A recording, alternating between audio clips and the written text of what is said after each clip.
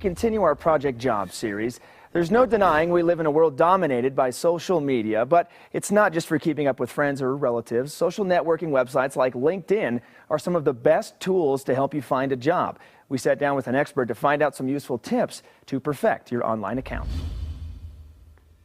Networking has always been a key factor in finding a job, but with the explosion of social media, the way we network is changing. Right now, I am currently unemployed or looking for other opportunities. Bill Daler is relatively new to the social networking scene. He's had a LinkedIn account for about 2 years now, and since he lost his job this year, he's been logging on more than ever.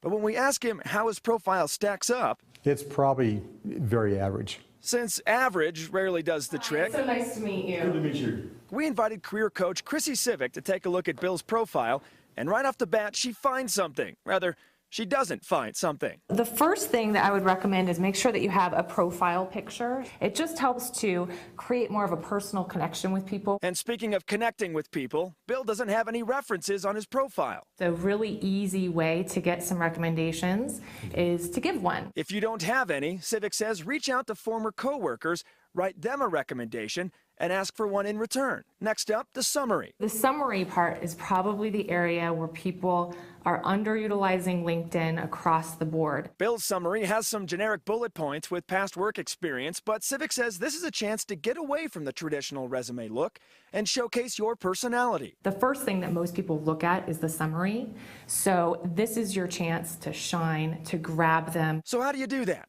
Civic says loosen up a little, tell your story, how you got started, and talk about your interests and where you hope to end up. Some other useful tips: avoid big blocks of text. It makes your summary difficult to read.